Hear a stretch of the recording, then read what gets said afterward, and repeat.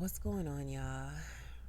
I'm your girl Jack from Jacks of Mini. I also am on here doing vlogs. I didn't have anyone to talk to, so I figured why not do a video? So tonight I'm talking about loss because that's what I'm dealing with right now. I'm dealing with all these emotions I have because with all the stress and the things that I go through, and with all the holiday frenzy, I'm missing my parents. I'm missing my parents, watching people. I'm gonna try to get through this vlog without crying, and it's not gonna be easy because I'm a highly emotional person, and dealing with what I'm dealing with, what I'm talking about, it's gonna make it even worse. So bear with me, okay? It's been an emotional day for me, though. Just going through it and not having my parents and watching people love on theirs is just, oh my goodness. It's like daggers and daggers and daggers and daggers. And I can't hate. I can only be happy and just hope that they cherish every moment that they have with their parents. Every moment. Because I literally thought I had until at least I was in my 50s with my parents. I'm 35. I lost my mom at 33. Actually 32. Right after I turned 32, I lost my mother and I lost my dad at 33. My mom was my best friend. And that's one of the reasons why I'm having issues. It's because she was my best friend. She wasn't just my mom. She wasn't. We didn't have that mom and daughter relationship where people, they love their mom. Oh, that's my mom. And then she does something, Mom, I don't want to see that. Ew. We weren't like that. Anyone who followed me on Instagram knew, like, anytime I had a chance to put her on there, I put her on there. And off the cameras, we were cracking jokes. We talked mess about each other, right? And we would clown jokes on each other, and we did so much. Like, whenever I went through something, like I got in trouble, I'm ex-army, and I had got in trouble when I was stationed in Korea. And um, basically what happened is I got caught in a guy's room, right? And it was supposed to be during an inspection. And we thought that they weren't doing it because they took so long and we were waiting for so long. And they told us to go to our rooms and everything. So we thought it was done. We thought they're not going to do it. We're good. So my fast ass, hey, let's get it. Let's get it in, right? No, they were coming. They were knocking on doors. And they wouldn't have caught me if my shoes weren't outside, right? So for that whole moment, thinking we're good, pop, pop, pop, because of the shoes. When that whole situation was done, though, I went to, I was walking back to my room, right? It was a little distance from where I was at. The guy's barracks was not close to where my room was. It was a small base, but it was a little distance. And it was raining. And on my way back, I was bawling, laughing about the situation, right? And the first thing I thought of was, I gotta call my mom. I gotta call and tell her what happened. And I did. I did. I called her and I was like, Mom, guess what? I got called by my commander, my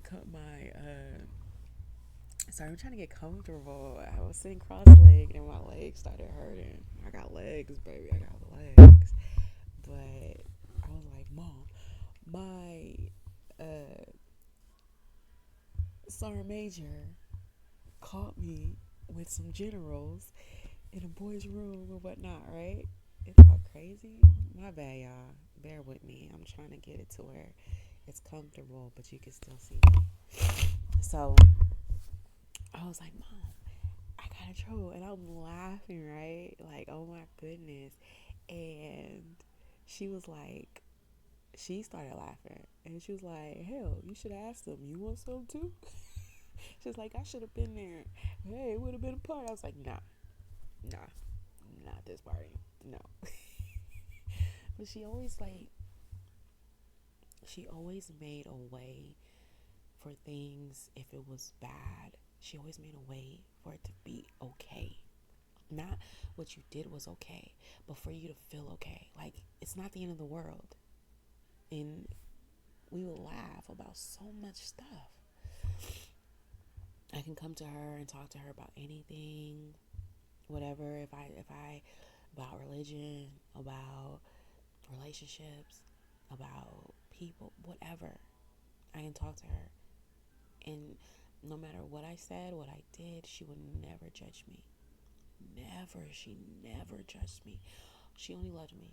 And she gave it to me real. For instance, when I was 22, right before I decided to join the army, and I was trying to figure out what I was going to do because I was hard-headed, moved out of my mom's place because at that time, when you're young, you know everything and you can't just be in your parents' house. You got to be on your own and stuff. And that's exactly how I was. And I was trying to figure out how to make some money because I was living from check to check. I was working at Venetian Hotel as a housekeeper.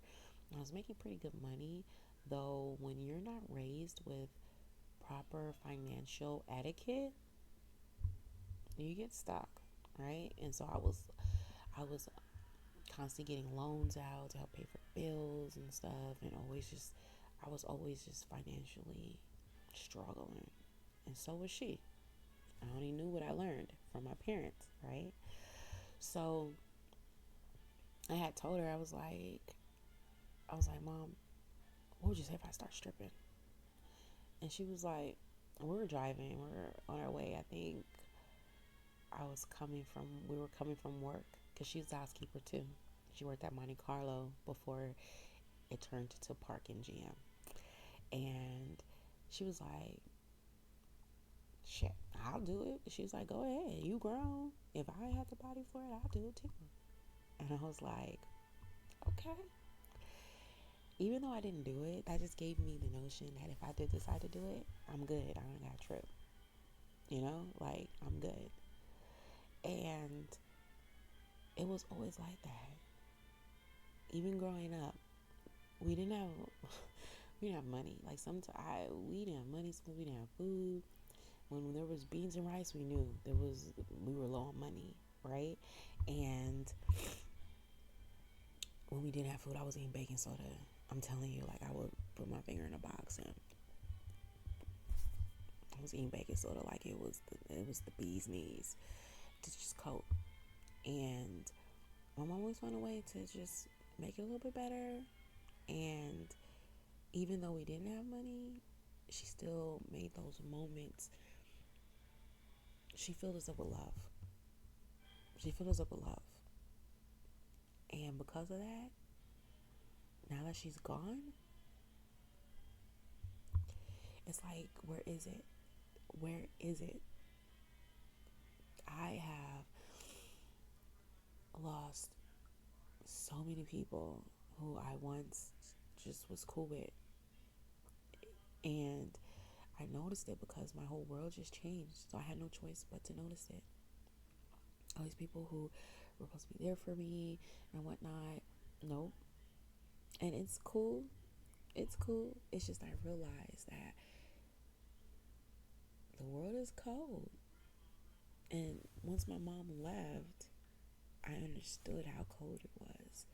And I understood how much warmth she brought into my life when she was here. And it's freaking devastating. It's devastating. It's hard. Like, what do you do when you're so used to having somebody who has your back by your side for so long to not have it anymore? That when you actually do need someone by your side to have your back, they're not there. It's devastating. And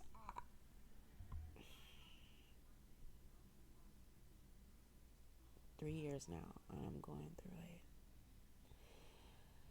And a lot of people look at me like,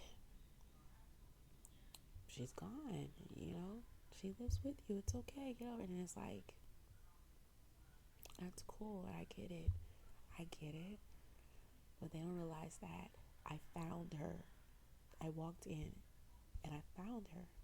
She called me, and as I thought about it, I was like, that was her way of saying bye. How could she say bye to me? And she knows what she meant to me. So, what would be the right way to say it? I think she was finally tired of being in pain. I just remember I left her and I was like, Mom, I'm going to go, because I was on my way to look for work, because I was trying to, her lease was coming up, and I was trying to get our money together so we can move into our place together and do what we got to do. And I left to go to the workforce. I can't remember the name of it. I think it's Workforce. It's this place where they have in Vegas where you want to find a job, they help you. So because I was relocated, I was coming from relocating from Texas, I decided to go ahead and do it. I was like, I gotta get on this. I gotta get my mom together. We're gonna get it. Let's do this, right?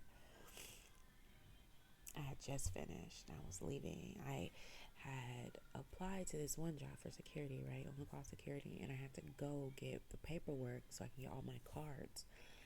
And that's why I was at the workforce. And so once I finished that, I was in a car and I was getting ready to leave. My mom called me. And she's like, Rena, because I was sitting in there and I was trying to put all the information. I was doing something on my phone, and then I was getting ready to leave. And she was like, Rena, I don't feel good. I'm falling out all over the place. I'm vomiting.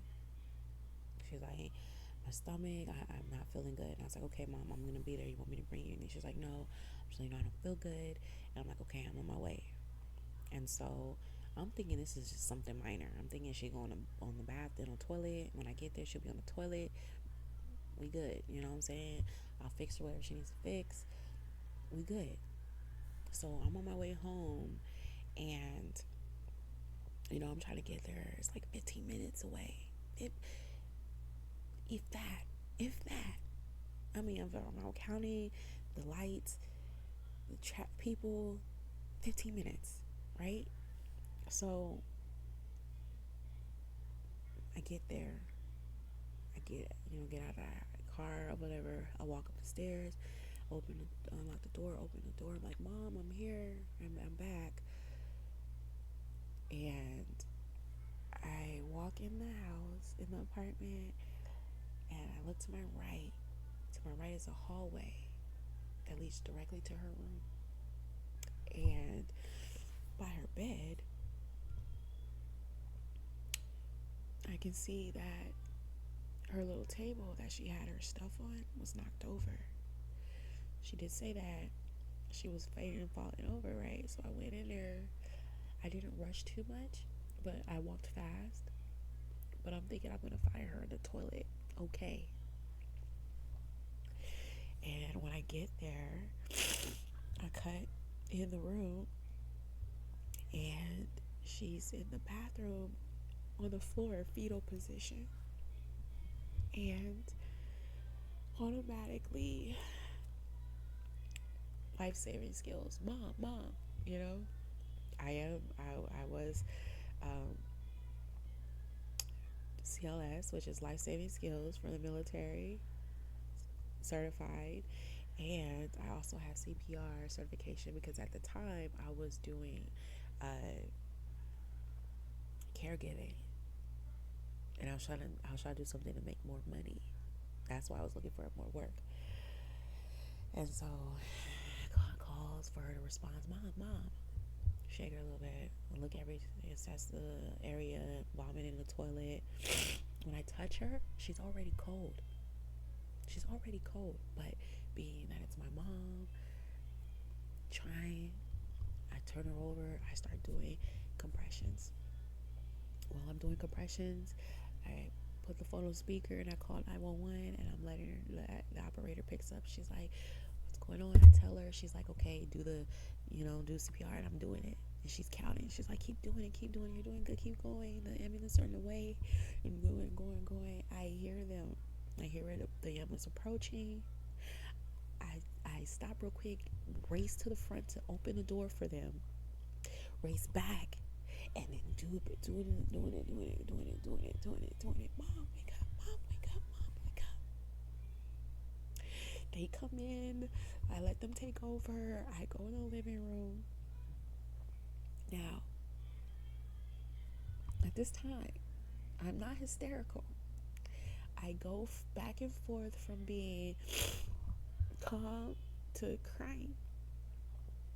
Calm, trying to compose myself to give them all information they need. And then, the reality of what's happening keeps hitting me. So I start crying and I catch myself like, yo, take care of business. And then when I give them what I need and then take care of business, it was just back and forth. Then they come. She stayed on VFib. So they took her down the stairs. I had to cover her because she was naked. I was like, no, cover my baby up. I was like, you can't have her out here like that. She can kick my ass letting her out like this, And we get in the ambulance. I'm in the front. They still going. We get to the hospital. They still going. I'm watching them beat my mom up trying to save her life. I watched them keep going to the point where in the hospital she has blood. Like they just was going. And I'm just like there, and they're looking at me, and I know they're tripping because I am so composed, because I know I'm the oldest, and I know I have to do shit, and I'm just like, please pull through, don't leave me here, and they don't know I was trying to talk to her. They don't know. I was like, yo, if you're in this hospital room, if you're in here, you need to get back in your body. Like, I kept telling her that. I kept telling her, you need to get back in your body. I kept telling her, like, this is not funny. You need to get back in your body. Don't leave me here. Or don't do this. Don't do this. Come on, please. After about an hour, one of the doctors came to me and said, we can keep trying, but if we do get her back, she's going to be in a vegetable state, because it had been so long, oxygen hadn't gone to her brain. She was in VFib. So I told him to call it. I had to call it.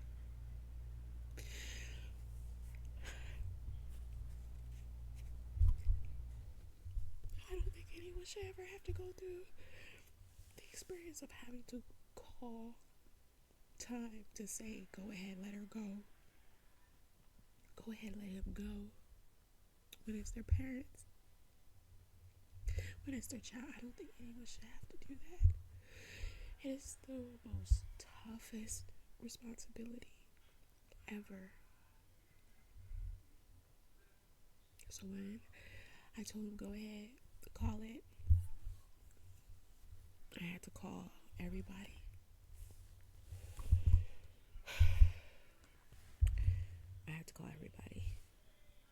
I called my uncle, I called my mom's brother, my mom's sister.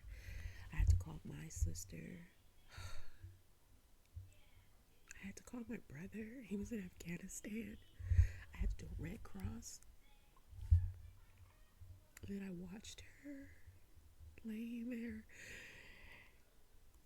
And the thing about it is that when we left the hospital, I just kept having this fear that I was leaving her. That she was being buried alive. That she was gonna wake up and be stuck in a corner. In the corner, just a drawer thingy, and was gonna be like, "Get me out of here! I can't." I was really tripping. Like her death wasn't real to me for a while. I was going through the motion. I had to face, I had to smile, all that stuff on, taking care of everything, planning everything. My mom didn't want a funeral. She didn't want people crying for her. She didn't want anything sad. She said she just wanted a memorial because before she passed, she kept saying, and that's why I feel like she was trying to say bye in her own way. And she was ready to go because she kept saying, I need life insurance. I need life insurance. I need life insurance. But she wasn't old enough. She was in her 50s. My mother's 56 when she passed. She kept saying, I need life insurance. I was like, baby, you gotta wait. You're not old enough. You gotta wait. So, and they were tripping with her disability. So, it was crazy. It was so crazy. So, I put everything together with the help, of course, my siblings and whatnot.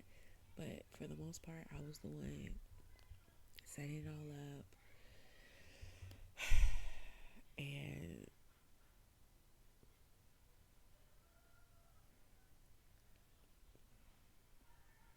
I don't even know. After, I was just going. And then 5 months after that, after ending the relationship, because it was long distance, I ended up getting another one because I thought that's what I needed. Ended up having twins. And I couldn't even process my mom's death because I couldn't stress out because I didn't want my girls to be harmed. And I was going through relationship issues where I wish I could go to my mom and I couldn't. I couldn't even talk to her about my pregnancy, and that's all she wanted was me to have babies. That's all she wanted was me to have babies so she could be a grandma, and I couldn't do it for her. And I was like, oh, she's in there, girls. Yeah, I get that. It's not to say.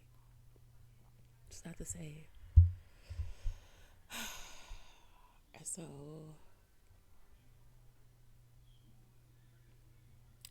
I had to deal with that.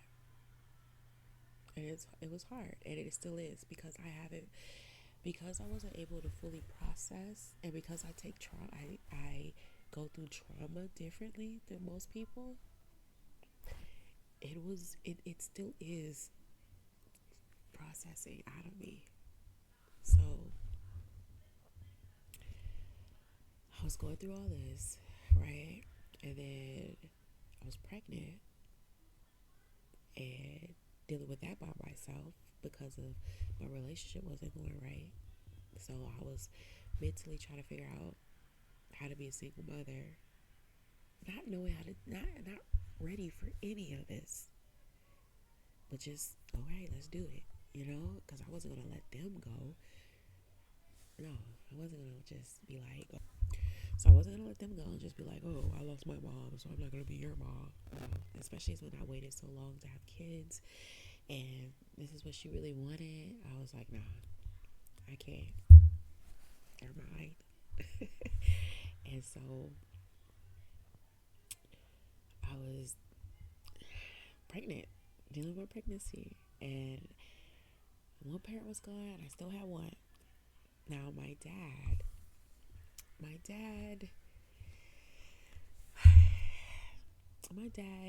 we didn't get to have that. We started off with the relationship like most little girls have with their dad being their first love and everything. And I used to spend the night at my dad's house and go to his job when he worked at the radio station and everything. And I think about after my grandma passed, I think I was about 4.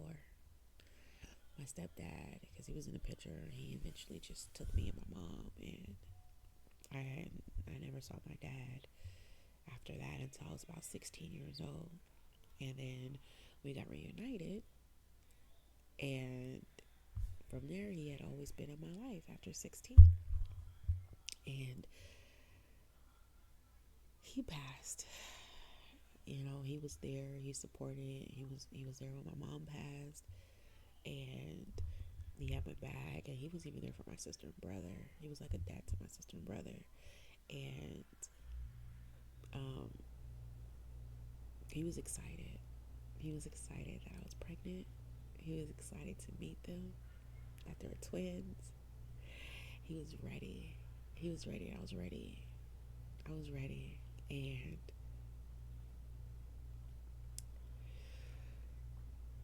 a month before I had them, what was month and a half in May? I had my girls June 28th because I had to have, actually, I was supposed to have them July 5th.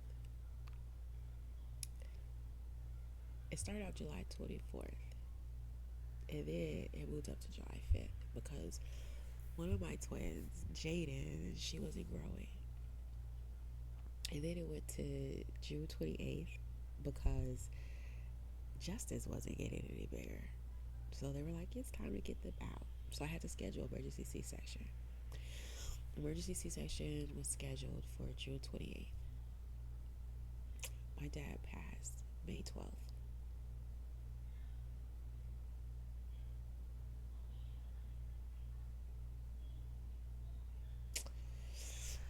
And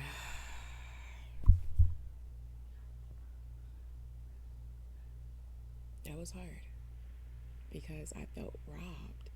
I was like, I didn't have him for 16 years of my life. I get him for the other half of my life, and now that's just it. Like, and then I don't even get to have a parent for the kids I'm about to have. I was like, what is this? What is this? What am I going through? So here I am, pregnant, going to my dad's funeral, and trying to process that by myself, mind you, because I was in a shelter. Let me take that back. When my dad passed, I had actually got a place before my dad passed, because he was staying in San Bernardino and I was living in Vegas. I was staying in a shelter because at the time when my mom passed, I was staying with her, and it was my mom's and my sister's apartment. The lease was up. My sister got her a place, but because I had got pregnant and I was vomiting a lot. I was really sick in the beginning of my pregnancy, and it was hard for me to go to work, so I couldn't really work. And the job I had at the time was security, and they weren't allowing me to sit down. I had to stand. So I I had to stay in a shelter because I didn't have anywhere to go.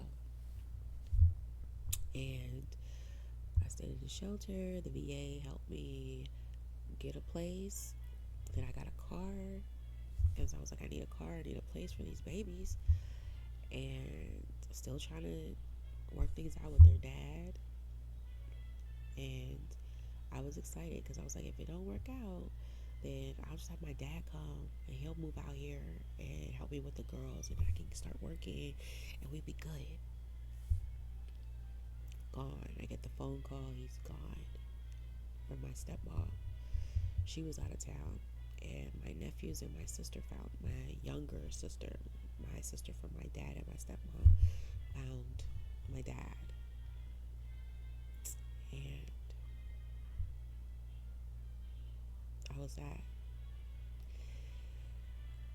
Then I had my girls. I was by myself. I only had my other sister, the one that we share the same mom. She was there. That's the only one there by my bedside. All the people who knew I lost my parents did not matter that they were not. It did not matter I was having a baby. That's what it felt like. Everyone knew the date. Everyone knew the date I was having. It was a scheduled C-section. So everyone knew the date that I was having these babies. And the only person who was there, besides myself, was my sister.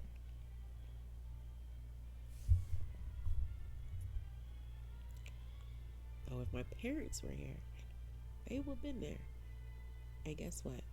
I bet you a whole load of other people would have been there too if my parents were here. It's just crazy about all the stuff that I'm realizing. Like, people who were close to my parents, who would have told them, "Oh, I got your kids," and da da da da, ain't checked on me personally to talk to me, let me and see. So it's a handful of people, and I've been keeping track.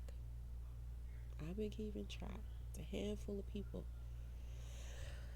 But this blog is not about that. This vlog is about just me dealing with the loss of both of them, and just I just had to get it out because I go through this on a regular basis. It's like a roller coaster, and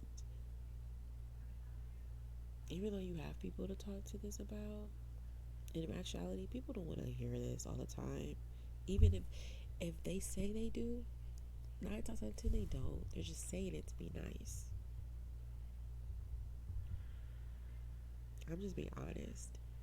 So I did this vlog so that I could actually get it off my chest. Maybe this will help me stop crying so much. I miss my mom and dad. I do. I really do. I wish they were here. I wish they were here watching these girls grow to be so beautiful. I wish they were here to just watch me actually do it, actually get these businesses that I'm doing off the ground. I wish my parents were here to see me to finish pastry school, to see that I'm a pastry chef now.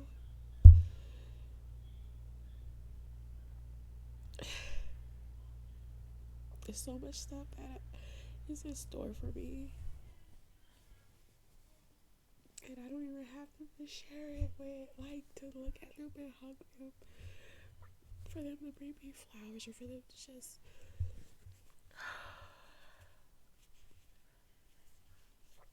and a lot of people think, not everyone, but people are like, it's 3 years, it's 2 years, they're gone. That's new. That is fresh. Excuse me, I'm loud. I told you I was gonna try not to cry, but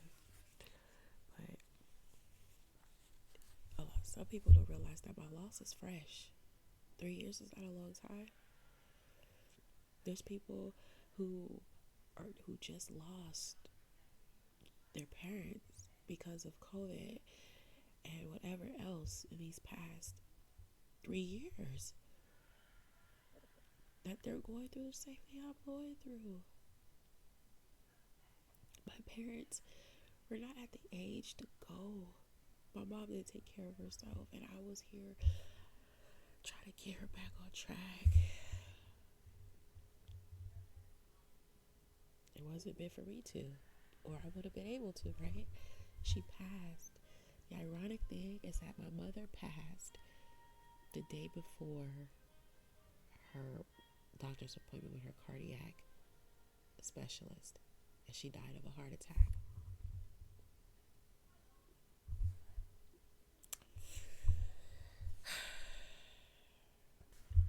So it's really trippy. It's really trippy.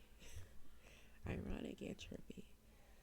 So I want to thank you for sitting here and listening and just being here, going through this emotional roller coaster with me.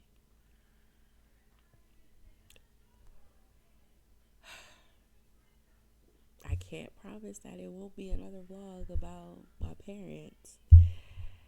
But I'll try not to make it completely about loss. I was just needed something to start out with, you know? But this was the main thing I was dealing with today because I was feeling sad and in a way lonely. Like, I love being with myself. So that's why I wasn't completely lonely because I have myself. And I got my girls, my twins. Though there's a different type of lonely when I say lonely that people feel. And I was feeling that today. And at moments when I just want to just lay my head on my mom's shoulder, give her a hug, and hear her say, "It's okay, baby." Or my dad, give him a hug and watch him chuckle.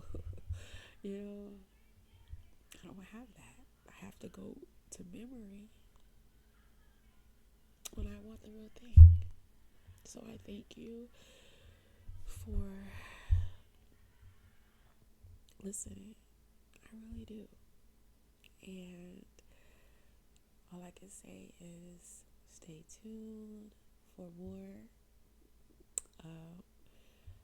I think I'll be posting vlogs until I start posting my content for my channel, Jackson Minnie.